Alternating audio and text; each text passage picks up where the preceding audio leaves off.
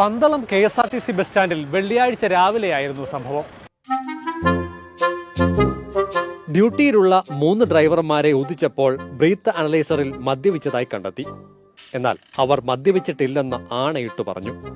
വേണമെങ്കിൽ രക്തം പരിശോധിക്കാമെന്ന് കൂടി ഉറപ്പു പറഞ്ഞതോടെ ഊതിച്ചവരും പെട്ടു. കൊട്ടാരക്കരയിൽ നിന്നുള്ള ഡ്രൈവർ കൊണ്ടുവന്ന തേൻവരിക്ക 4 ചുള തങ്ങൾ കഴിച്ചുവെന്നും ചക്കയാണ് തങ്ങളെ ചതിച്ചതെന്നുമാണ് ഇവരുടെ വാദം. വേണമെങ്കിൽ ചക്ക ബ്രീത്ത് അനലൈസറിനെയും പറ്റിക്കുമെന്ന് ഡ്രൈവർമാർ പറഞ്ഞതോടെ പ്രശ്നം സങ്കീർണമായി. ഒടുവിൽ പരീക്ഷണ നിരീക്ഷണ നിഗമന ബുദ്ധിയുടെ അടിസ്ഥാനത്തിൽ ശ്വാസത്തിൽ മദ്യഗന്ധമില്ലാത്ത മറ്റൊരു ഡ്രൈവർക്ക് കൂടി 4 വരിക്കച്ചക്ക ചുളകൾ നൽകി. ശേഷം ഊതിച്ചു. ശാസ്ത്രം തോറ്റു. ചക്ക ജയിച്ചു. ആ ഡ്രൈവറും മദ്യപിച്ചിട്ടുണ്ടെന്ന് ബ്രീത്ത് അനലൈസർ കണ്ടെത്തിയതോടെ സർവരും നിരപരാധികളായി. വരിക്കച്ചക്ക 1-ാം തരം വില്ലനും. ഇപ്പോൾ ചക്കപ്പഴം ഉപയോഗിക്കാൻ പറ്റാത്തൊരു സാഹചര്യമാണ്.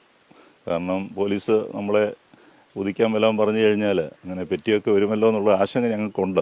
നല്ല മധുരമുള്ള പഴങ്ങൾ പഴക്കം മൂലം പുളിച്ചാൽ അതിൽ ലഹരിയുടെ അംശമുണ്ടാകും. ഫ്രാക്ടോസ്, ഗ്ലൂക്കോസ് എന്നീ ഘടകങ്ങളാണ് പഴങ്ങൾ പുളിക്കാൻ സഹായകരമാകുന്നത്.